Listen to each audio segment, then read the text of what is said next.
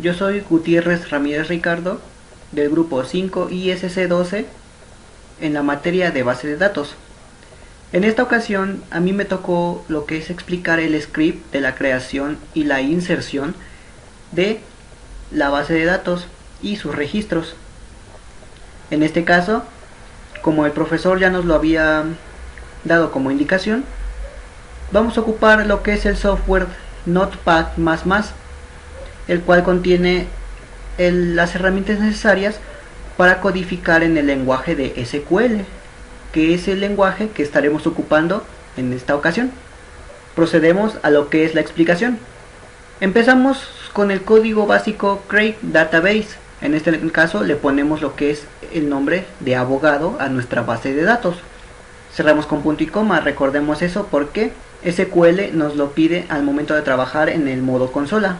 Después, una vez creada la base de datos, procedemos a usar el comando use y el nombre de nuestra base de datos, que en este caso es abogado. Esto lo que hace es que va a tomar lo que es la base de datos abogado y la va a utilizar para las siguientes instrucciones que nosotros le vamos a dar. Después, el siguiente comando es create table. En este caso va a ser nuestra tabla, la tabla cliente con sus respectivos atributos.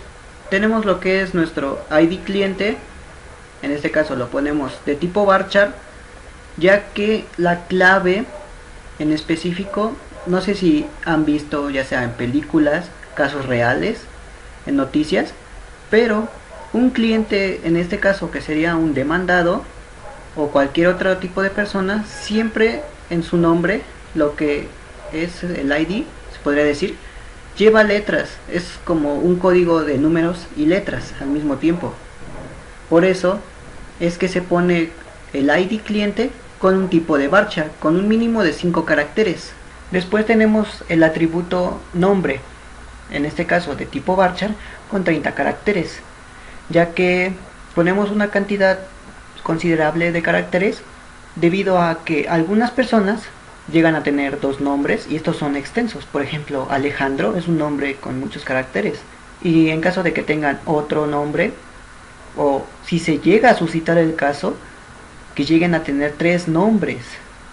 Por eso es que ponemos una cantidad considerable de caracteres. Después, apellido paterno de tipo varchar, que en este caso igual con 20 caracteres, ya que hay apellidos extensos. Después tenemos materno, igual de tipo varchar, con las mismas características. El RFC varchar de tipo 20, esto es, lo ponemos como llave única, ya que en este caso nadie tiene el RFC igual a otra persona.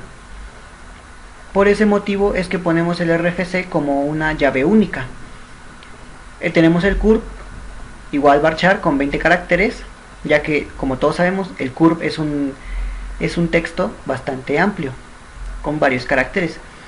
Igual unit key, ya que no hay ninguna persona que tenga el mismo curv que otra persona, pero a petición del profesor,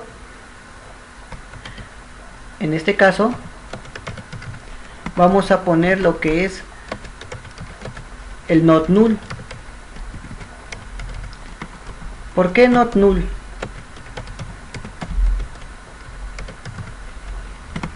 Esto debido a que para que en la base de datos no acepte campos que sean vacíos, ya que los campos vacíos al momento de hacer consultas provocan que la base de datos tenga menor desempeño a la hora de hacer las consultas, tarde un poco más en indagarlos o nos mande lo que son datos erróneos que no tienen que ver con la consulta que realizamos. Después pasamos a la siguiente tabla, que en este caso es la tabla colonia, ya que en el ejercicio nos está pidiendo lo que es la dirección de nuestro cliente, en este caso el ID colonia y la descripción, o sea el nombre de la colonia con una llave primaria de tipo INT con 5 caracteres, primary key. Descripción con varchar con 30 caracteres, unit key, ya que no hay dos colonias con el mismo nombre. Tenemos después lo que es la tabla municipio, el ID municipio con el varchar, ya que no sé si se ha dado cuenta que en algunos mapas el código de los municipios se representa con letras y números. Por ese motivo es que vamos a reconocer el ID municipio con esa clave. Lo ponemos con 3 caracteres y la descripción varchar con 30 caracteres, ya que hay municipios con el nombre bastante amplio. Y sería unit key, ya que no existe dos municipios con el mismo nombre. Pasamos a la siguiente. La tabla dirección. Tenemos lo que es el ID de la dirección con un entero de 5 caracteres, primary key. Después tenemos lo que es la calle, en este caso varchar con 30 caracteres, ya que, como les menciono, tienen nombres bastante amplios, algunas. Otras son más cortas, otras más largas. Tenemos lo que es el ID colonia de tipo INT con 5 caracteres, igual not null, para que no acepte lo que son los campos vacíos. El ID municipio varchar de 5 caracteres. Esta es una llave foránea, pero de esas hablaremos un poco más adelante. Tenemos lo que es la tabla del demandado. El ID demandado igual funciona en clave, su ID con letras y números, por eso está en varchar. Con primary key, nombre paterno y materno en tipo varchar con 30 y 20 caracteres, por lo mismo de que hay nombres extensos. Not null, para que la base de datos no acepte lo que son valores nulos. Y el ID dirección, en este caso igual es una llave foránea, que más adelante acomodaremos. Tenemos lo que es nuestro tabla abogado con el ID abogado, lo mismo con el ID varchar porque funciona en clave. En este caso se puede decir que es la matrícula de nuestro abogado. Con primary key, el nombre, el paterno y materno en varchar con 30 y 20 caracteres, not null, para que no acepte valores nulos. El RFC, que es un varchar, ya que lleva letras y números con 20 caracteres, unit key, por lo mismo que ya habíamos nombrado hace un momento. La cédula de tipo varchar, en este caso con 20 caracteres, unit key, ya que tampoco hay dos cédulas que sean iguales para diferentes personas. Por eso mismo pusimos unit key. Pasamos a la siguiente. Después tenemos lo que es red social. Tenemos el ID demandado y la descripción.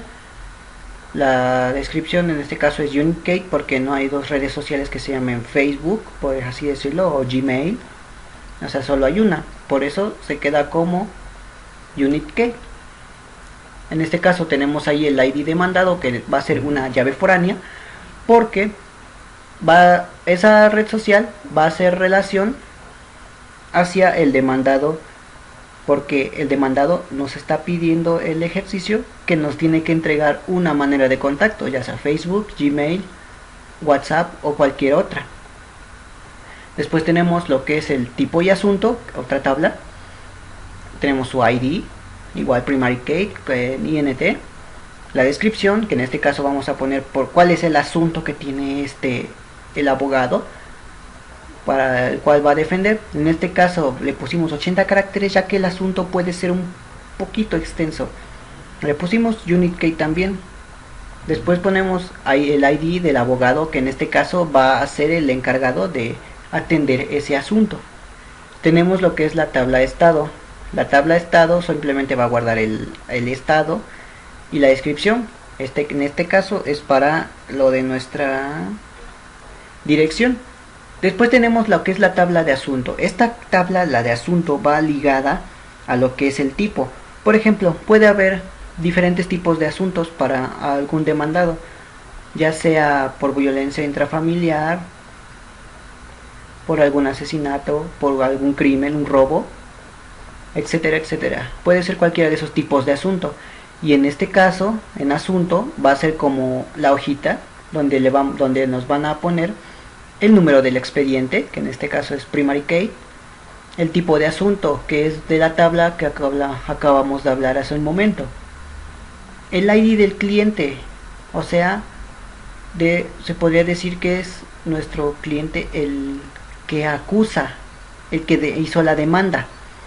Tenemos el ID del demandado, que en este caso es a la persona a la que se le acusa, el ID del estado, en qué estado se está haciendo esto, puede ser en México o cualquier otro estado, y el ID de nuestro abogado, que en este caso se va a encargar de defender a nuestro demandado. Tenemos lo que es la tabla periodo, en este caso nuestro ID periodo, primary key, número de expediente de tipo entero, igual fecha de inicio y fecha de fin. En este caso la tabla periodo funciona para saber cuál es el periodo en que se realizó el caso, cuándo inició, cuándo se hizo la demanda y cuándo terminó, cuándo se llegó a un veredicto final, ya sea que el demandado haya sido enviado a prisión o haya quedado en libertad, cualquiera de los dos. Esa es la utilidad de nuestra tabla periodo. Después tenemos lo que es la tabla del asesor.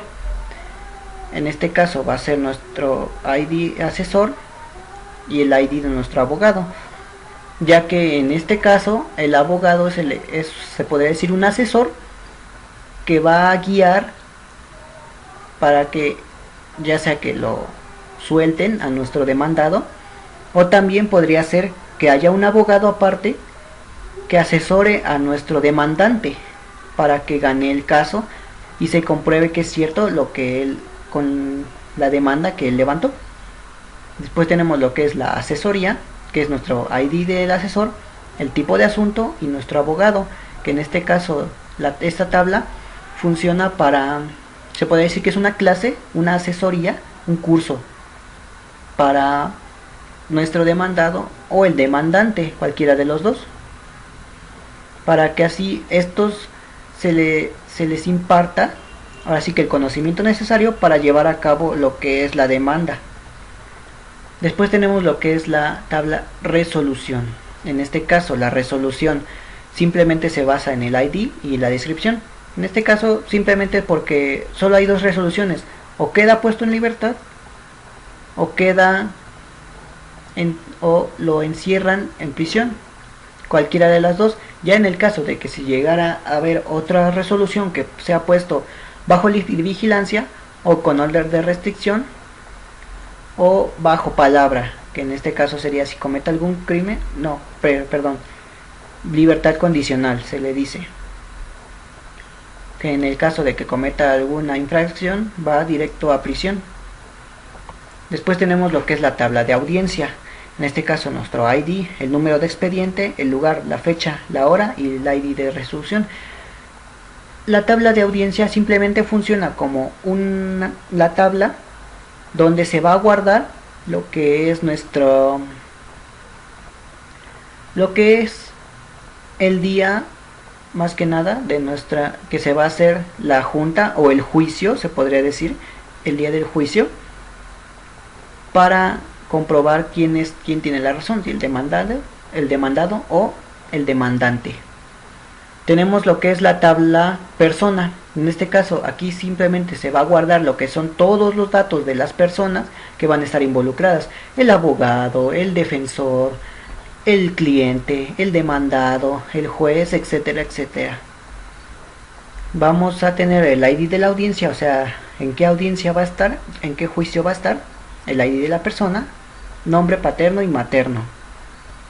Creamos lo que es una tabla de tipo contacto. El ID tipo va a ser varchar de un carácter, descripción, varchar, unit key. Después tenemos lo que es nuestro medio de contacto, que en este por caso le ponemos el ID del medio, el ID del cliente y el ID del tipo.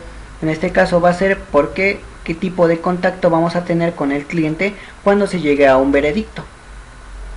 Tenemos lo que es la tabla teléfono, porque va a ser un medio de contacto, la tabla de email y la tabla Facebook, que son las tablas de redes sociales que se podría decir que mencionamos más arriba en el script.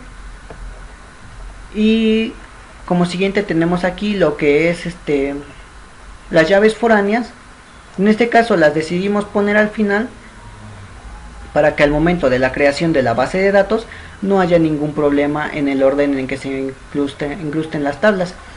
Ya simplemente al final, ya que estén todas las tablas creadas, ponemos el comando alter table, que sirve para modificar una tabla, el nombre de la tabla, add, que significa añadir, ponemos foreign key, que es la llave foránea, el id colonia, que es se podría decir el nombre del atributo que está en la tabla, reference, que es la referencia a la entidad colonia, a su atributo id colonia.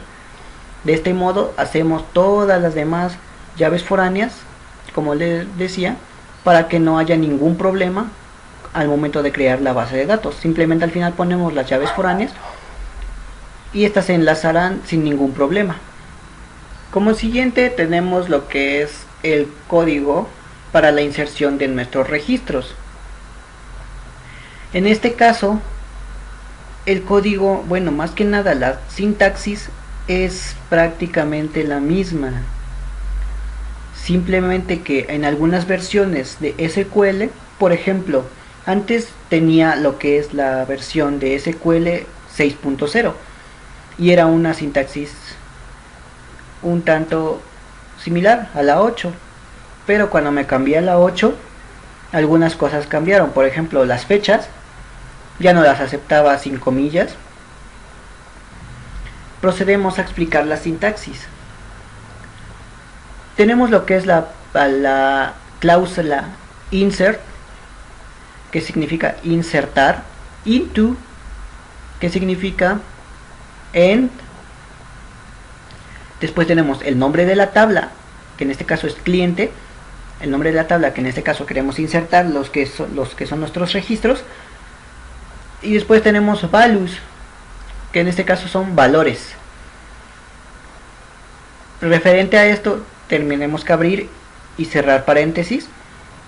Dentro del paréntesis vamos a meter lo que son los datos en el orden que fuimos metiendo los atributos. Por ejemplo,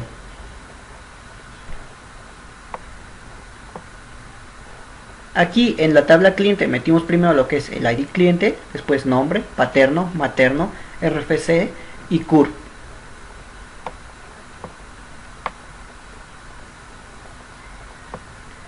Ese orden es el que se tiene que respetar. En este caso tenemos lo que es el ID del cliente, que como les había explicado, en este caso se ocuparon letras y números, que sería CLI1, que es cliente 1. El nombre de nuestro cliente, José Fernando. El paterno, Pérez. Materno, que es González.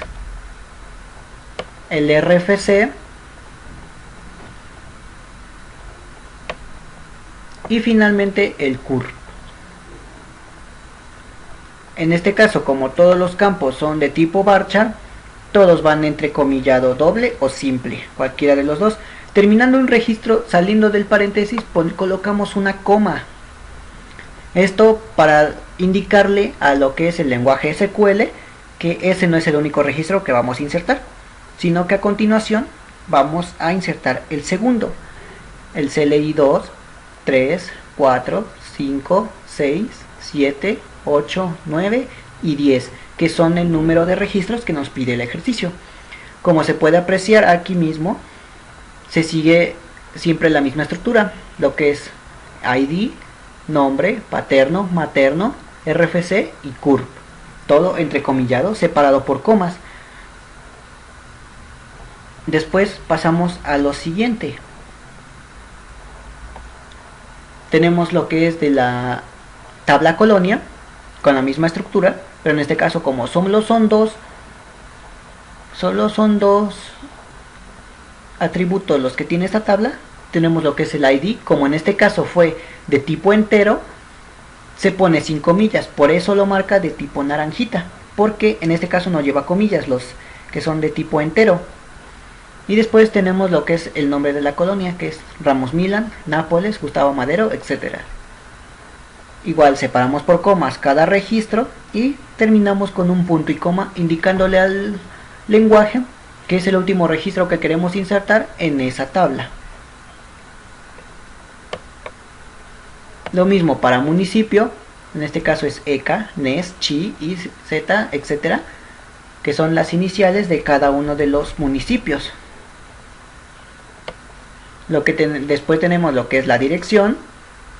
Como se puede apreciar, hay los tipo entero, igual siempre sin comillas, separados todo por comillas, por comas, y el tipo varchar con comillas, ya que si ponemos texto sin comillas, el lenguaje nos va a marcar un error de sintaxis, ya que lo único que va sin comillas son los tipo entero, y al mandarle una cadena de caracteres, si en tipo entero, que se puede decir que es sin comillas, lo detecta como tipo entero y te dice, oye, esto no es un número, no es un tipo entero, es una cadena de caracteres, hay un error en la sintaxis.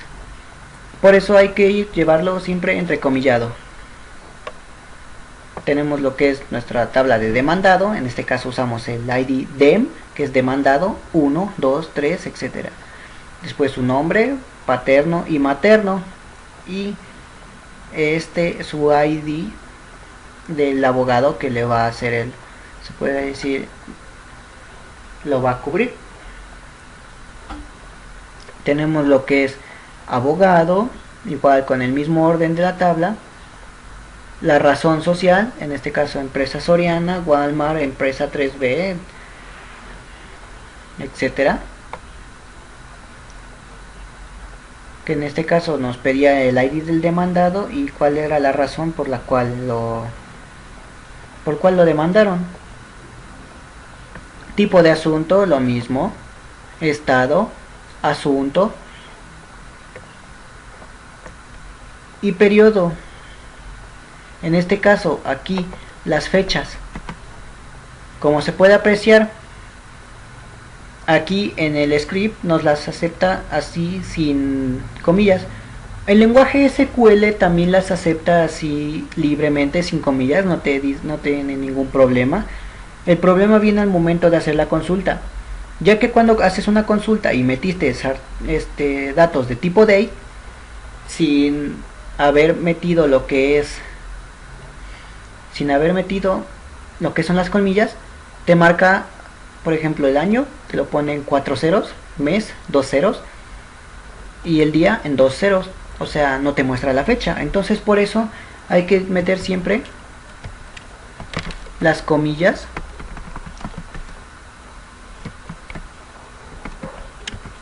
en nuestras fechas. De esta manera el lenguaje de SQL nos va a aceptar lo que son nuestras fechas, y al momento de hacer las consultas no habrá ningún problema al momento de mostrarlas. Tenemos al asesor, la asesoría, resolución, la audiencia, en este caso lo que les explicaba hace un momento, persona, tipo de contacto, medio de contacto, teléfono, email o Facebook. Y bueno, eso sería todo de mi parte con la explicación de lo que es el script. Ahora mi siguiente compañero le va a explicar la siguiente parte del trabajo. Gracias.